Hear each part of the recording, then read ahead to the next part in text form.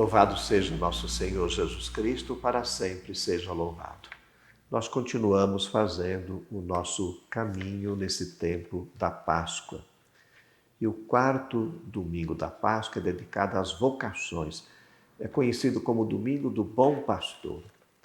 E nós encontramos no Evangelho de João vamos dizer assim, uma alta teologia. João era um grande místico, né? E às vezes tem textos até um pouco difíceis para compreender.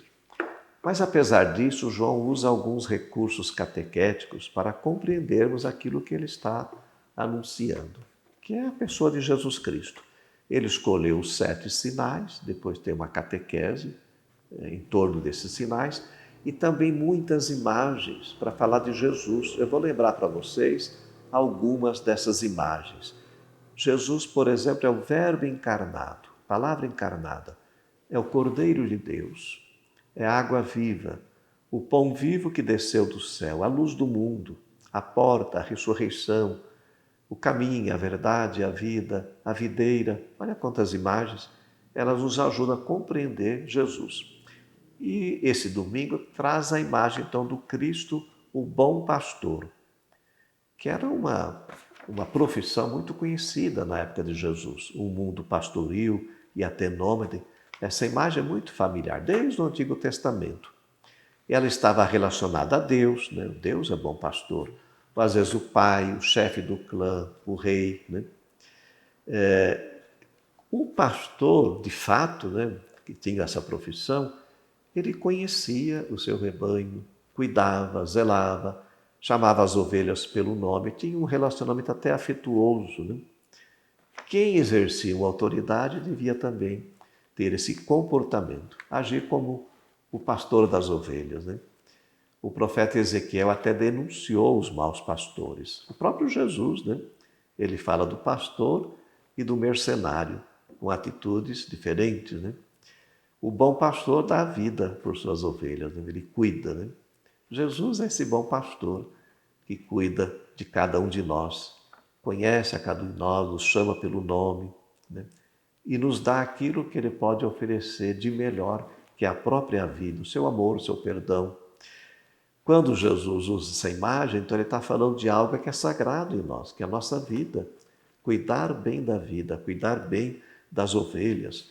Nós somos preciosos aos olhos de Deus, somos filhos e filhas, criados à sua imagem e semelhança. Da nossa parte, nós somos o rebanho e nós temos que ouvir, né? Ouvir a voz do pastor, ouvir Jesus, seguir os seus ensinamentos, seguir a sua palavra, né? Porque só em Jesus nós vamos encontrar a proteção e o sentido da nossa vida. Veja, irmãos, a igreja ela se aproveitou dessa imagem para falar também da sua evangelização, das atividades. Nós falamos pastoral, né? Pastorais, que é esse cuidado que nós devemos ter com as coisas de Deus, com as pessoas, zelo, carinho. A pastoral é um conjunto de ações pelo qual a igreja procura dar continuidade à missão de Jesus. Evangelizar é a razão de ser da igreja, uma incumbência que ela assumiu do próprio Senhor, né? Por isso que nesse domingo do Bom Pastor, nós rezamos pelas vocações e de modo particular pelas vocações sacerdotais. São muitas atividades, nós temos até uma pastoral vocacional que é animada pelos nossos formadores, por uma equipe de leigos, né, que procura ajudar os nossos jovens, tanto meninos como meninas, a ter uma formação, a ter um discernimento, a tentar descobrir o que Deus quer deles, né? Qual é a vocação de cada um, né? E nesse domingo, uma atividade muito importante é a oração. Oração, rezar pelas vocações, porque a oração é uma condição básica para um bom resultado vocacional.